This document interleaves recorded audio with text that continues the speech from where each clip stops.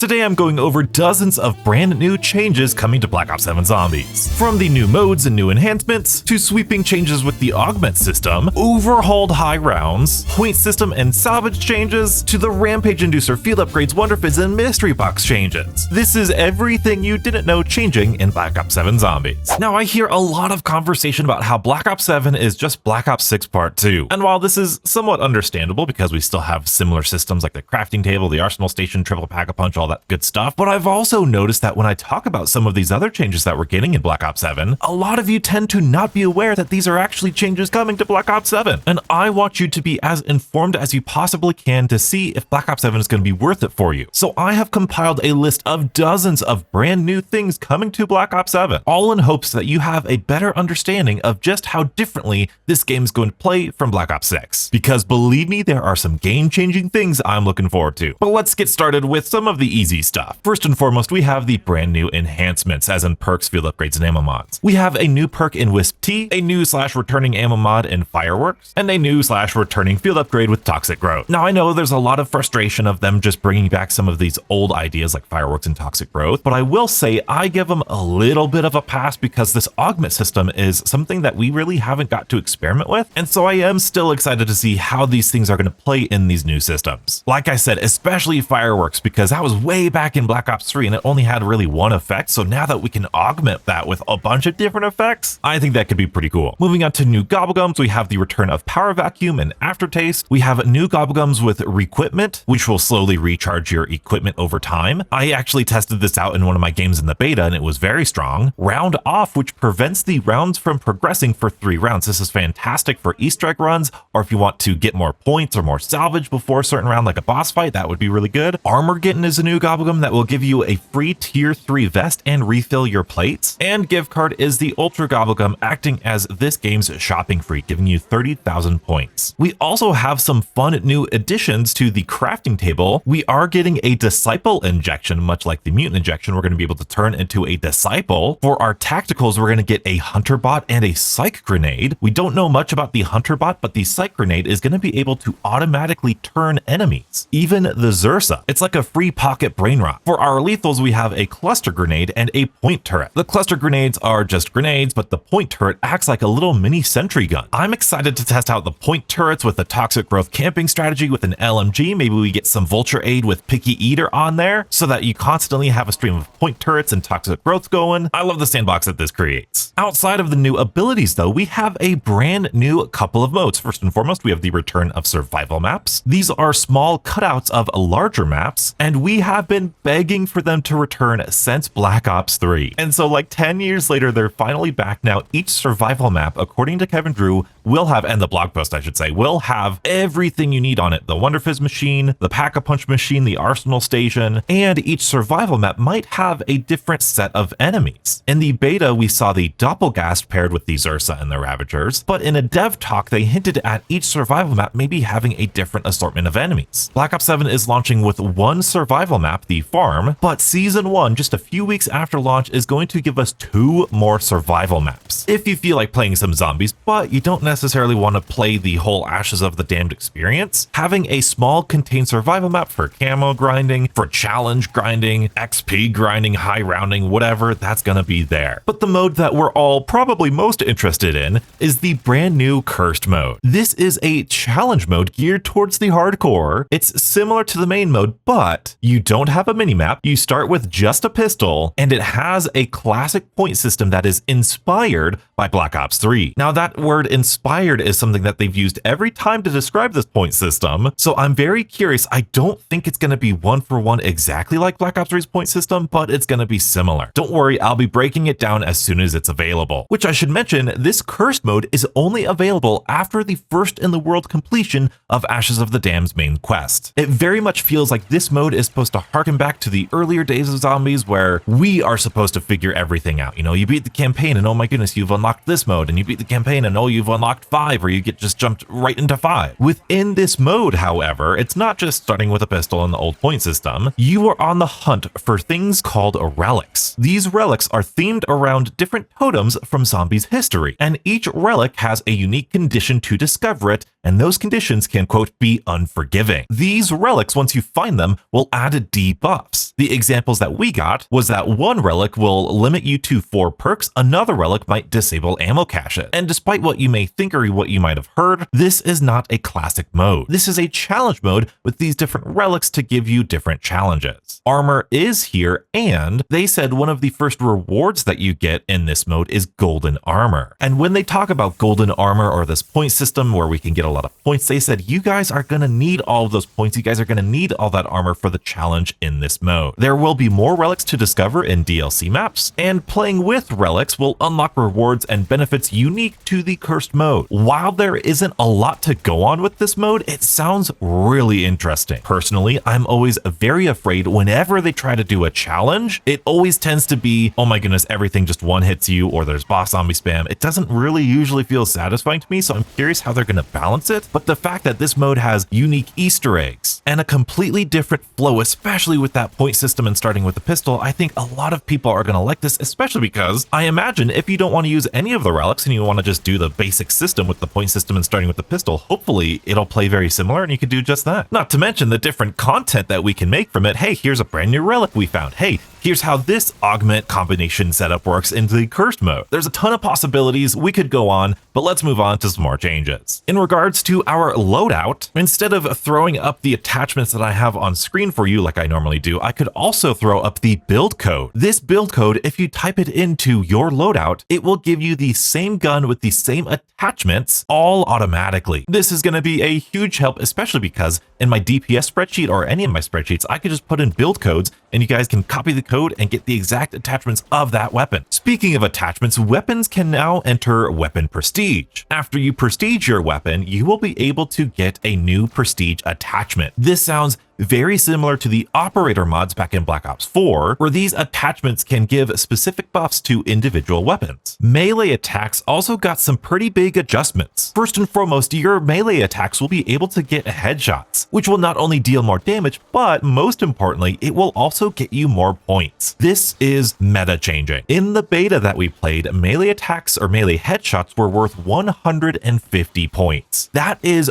35 more points per zombie than just getting regular headshots. And in terms of the early game strategy and point maximization, this is going to change how we play certain maps. It's going to change the way we play certain modes. It essentially brings back the Black Ops 4 perk system where melee's got you even more points than headshots. This combined with other changes we're about to talk about means that you as the player are going to have more points to spare in Black Ops 7, which I know was a rough spot for a lot of people in Black Ops 6. Speaking of getting more points, you can now recycle your Gobblegums in exchange for points, meaning that all of the whimsical Gobblegums that you never use or the wall-to-wall clearances you never use, you will be able to actually use them and gain points for crushing them up. And what's really good about this is that Gobblegums will carry forward from Black Ops 6 to Black Ops 7. Another change to Gobblegums is that power-up drops, like insta-kills, max ammos, if you use a Gobblegum to activate those, they will activate instantly instead of spawning in the actual physical power-up. A small quality of life change, but it gives you a little bit more power and agency, and it prevents the power-up from spawning like all the way across the map like it did in Black Ops 6. Salvage got reworked in a very interesting way. In the blog post, we heard that suppressors will grant a smaller salvage bonus, and periodically you will be rewarded 50% of any missed salvage that you didn't pick up in earlier rounds. These changes were not present in the beta, and in the beta, overall salvage was much harder to come by. But this was just a beta, things are subject to change, but to add on top of that slow salvage gain, they also increased the price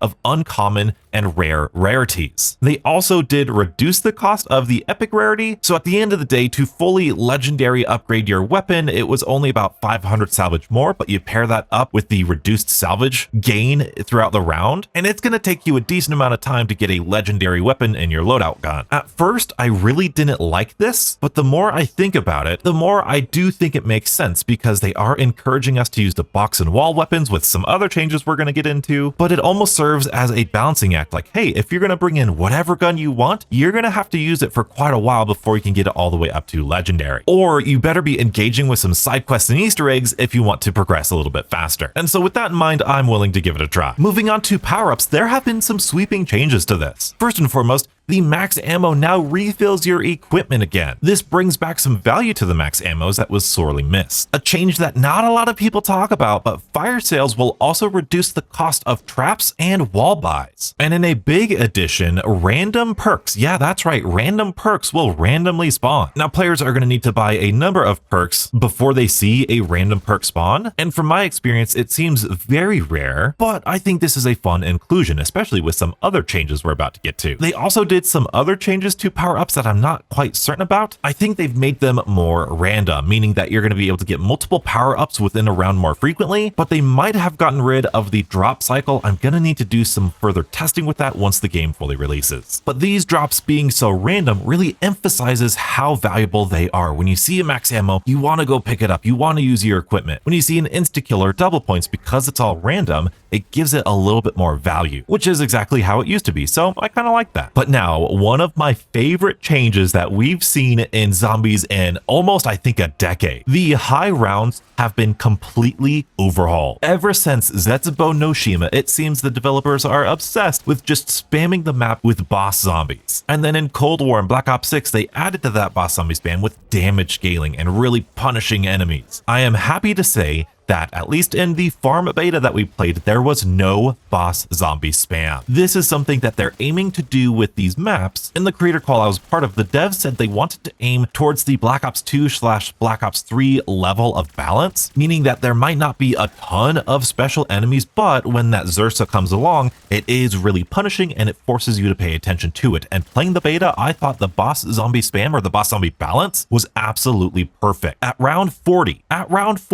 you only had one special enemy. For farm, it was the Doppelgast, unfortunately, but as we heard, that's not going to be every single map, and every 5 rounds or so, starting at round 16, you got 1 to 2 Zersas. Plus, at the beginning of the round, you got like 3 to 4 Ravagers, and the next change is that super sprinters have been nerfed. You will get fewer super sprinters. They only started coming in for me after round 50. And again, according to that creator call, that is going to scale much more slowly all the way to round 100. And even at round 100, according to the devs, the amount of super sprinters at round 100 is going to be lower than the amount of super sprinters that we had in Black Ops 6. And on top of that, the super sprinters will never have armor. Some people said that they saw some super sprinters with armor in the beta. I haven't looked at my footage that closely yet, but we'll see. If that is a problem, I'll definitely say something. And the inverse is true, that armored zombies will never super sprint. However, armored zombies and super sprinters will deal slightly more damage. Again, I'll test it out when the full game comes, but those things being a little bit more dangerous, requiring you to focus on them and then deal with the rest of the horde, I think is perfect, especially without boss zombie spam. It means that the horde itself is once again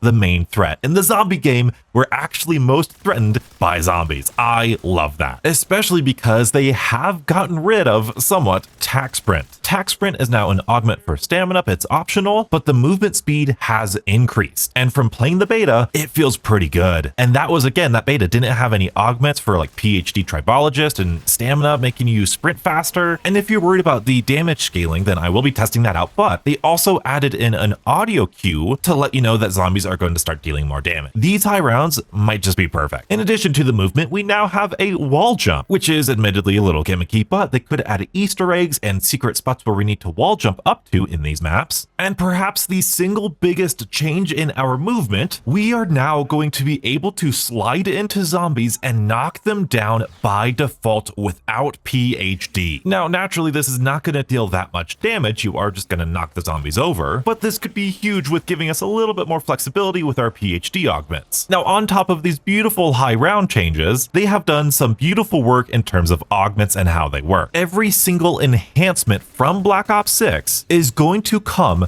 with one more major and one more minor augment. I think if my math is right, that's like 42 brand new augments to things we already have. And these things are gonna be meta changing. They could change the way you play this game forever. But not just that, once you've fully researched all of the augments in a single enhancement, you can now equip 2 minor augments at the same time. The possibilities are mind-blowing. Not only that, but they have done a pass-through of all of these augments and they have buffed some, rebalanced others. For example, Turtle Shell in Black Ops 6, it's great, you got a shield on your back, but you have absolutely no armor in your front or your side. This is fantastic for a casual around 30 or even around 50 run if you get good enough at it. I personally really love doing that, but it was very risky. So now what they've done, they've buffed Turtle Shell, so now we are going to get normal damage mitigation from our front plus 100% damage mitigation from our back. So it's basically like we're gonna have a shield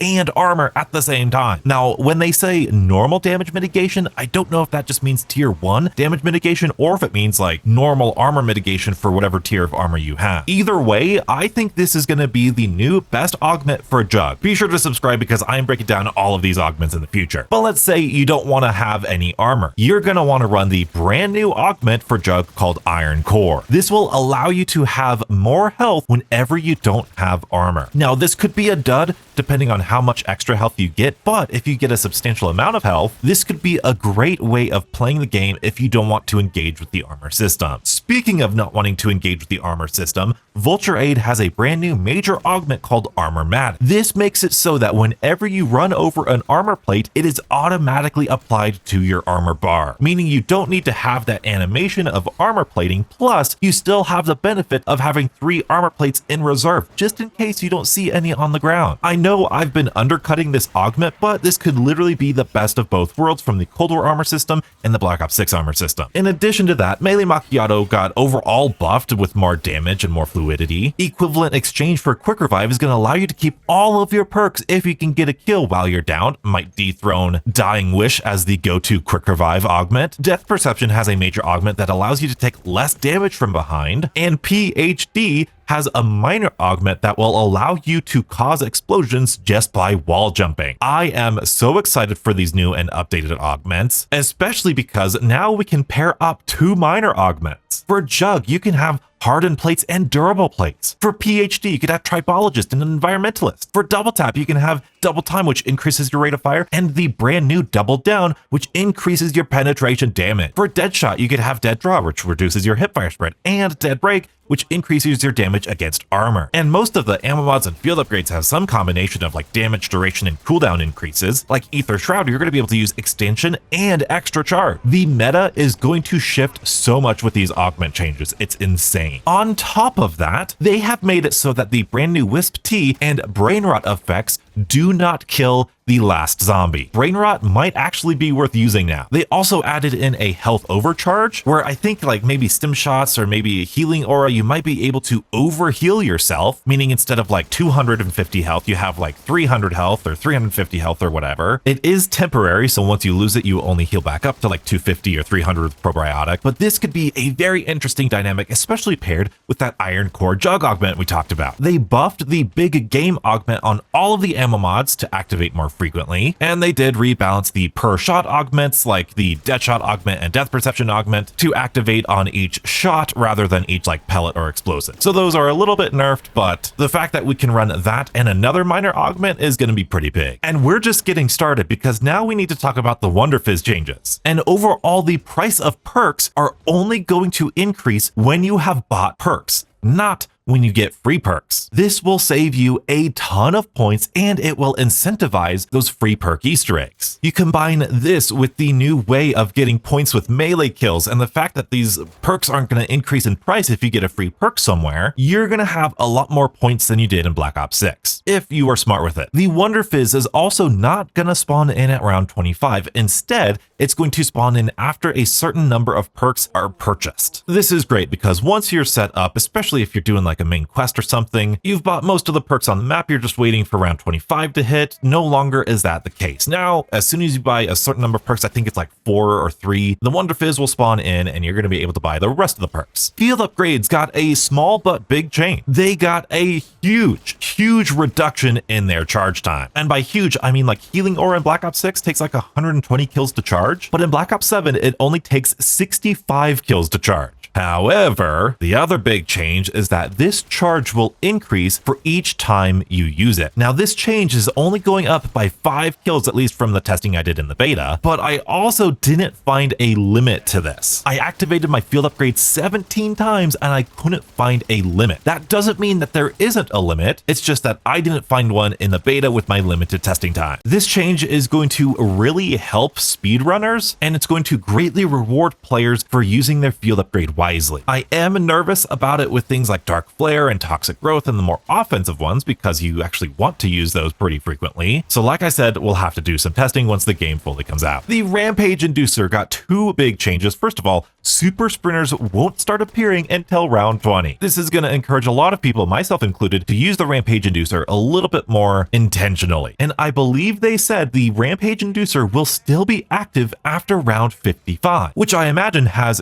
huge repercussions in terms of the high round strategies and the race to 999. Wall buys got some changes. In a throwback, wall buys will now allow you to buy ammo for the weapon if you bought it off the wall. And this ammo is cheaper than the ammo caches, really encouraging you to use those wall buys. Especially when you combine it with the lower salvage, you might actually want to use a wall buy to save on some salvage. Armor wall buys have now been condensed into one single wall buy. As in, you're going to spawn in with tier 1 armor. I wish we didn't, but we do. But then you go up to the tier 2 armor wall buy, you'll purchase it, and then it will automatically upgrade to a tier 3 wall buy that you can buy later once you have the points. Once again, wish we spawned in with no armor, especially now with this change. That would be great, but you know, the mystery box has been changed. You will no longer get kill streaks or melees in the mystery box, but you will have a slight chance to get an ether tool in the box, which will be able to upgrade your weapon rarity, and the chance to get wonder weapons out of the box will now increase as the rounds progress, but they are still rare. Seems like I'm gonna need to spin the mystery box another 1,000 times this year. TED Tasks is the new version of the SAM Trials, and I don't know if this is a change or if this is how SAM Trials works too, but I'm gonna add it here. According to the blog post, when you get a free perk, it is usually going to be a perk that you don't already have. Again, I'm definitely going to do some testing. That's going to be one of the earlier testing videos I do because I love myself some TED Tasks, but really excited to see more ways of getting free perks combined with the free perk power-up drop, combined with the map-specific free perk. It's going to save you points. Plus, this will get you some more salvage if you want to. We're going to have ways to manage all of the resources, and I'm all for it. The HUD is changing. It is still completely customizable, just like Black Ops 6. Treyarch, if you're watching, please separate those medals and notifications. That would be fantastic. It wasn't like that in the beta, but it was like that in Black Ops 6. We need that separation. But in addition to just having a customizable HUD, we are going to be able to apply a custom color to our HUD, which is going to be either, according to the blog post, a set of 45 basic colors or a custom color menu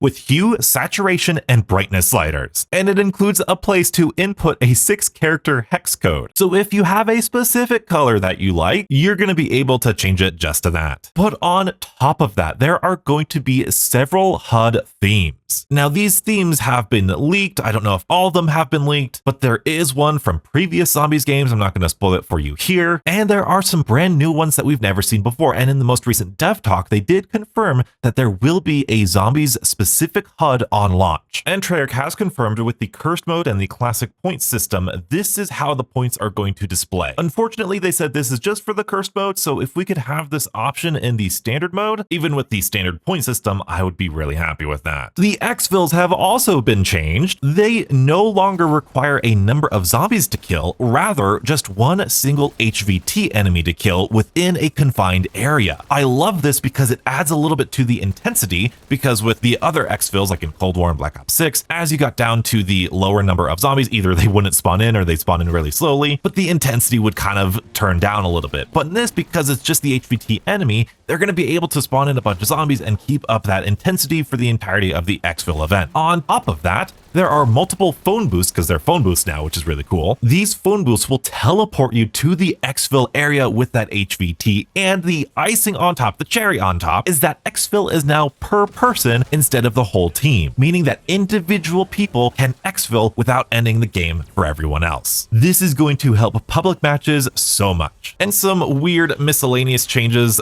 You will be auto-revived at the end of a round. I think Black Ops 4 had this. It just means at the end of a round, if you're in the down state, it will automatically revive you. And when we spawn in, there will be a fade from black to start. It's a tiny change, but it does worlds for the atmosphere and the immersion. To add on top of that, every single map is going to get an intro cutscene, supposedly. So that is going to feel much, much better and much more like Zombies. Now, you might be wondering what gets carried forward from Black Ops 6 to Black Ops 7, because there are some things. Your Gobblegums are going to carry forward. Your XP tokens are going to carry forward. Your augment research, your your progress for your augments is going to carry forward. If you have completed the main quests in Black Ops 6 and you have those unique operator skins, those are going to carry forward. And if you are Master Prestige, that Master Prestige operator skin is also going to carry forward. But for many of you, unfortunately, that's it. So yes, we still have things like the crafting table, the arsenal station, the Wunderfizz triple pack-a-punch, but between the point economy and salvage economy changes, the melee buffs, the overhaul of high rounds, the huge sweeping changes to the augment system, on top of a brand new mode with the classic point system, and minor changes to basically everything else in the game, I think Black Ops 7 is going to feel a lot different than Black Ops 6. Controversial opinion, I think it's completely acceptable to iterate on systems if they're fun. And between you and me, I think a lot of the modern zombie systems can be fun. I'm not saying they're perfect, but I'm really curious to see how many changes you guys didn't know about. Write down what changes you didn't know and are excited to see in Black Ops 7. And if you're curious about where I got all of this information, I am making a brand new spreadsheet with every single blog post, patch notes, and developer interview in it. Let me know if you're interested. If you want me to keep up with this project, be sure to check it out in the description. And to see my first reaction to all of this information, be sure to check out this video and stay beautiful.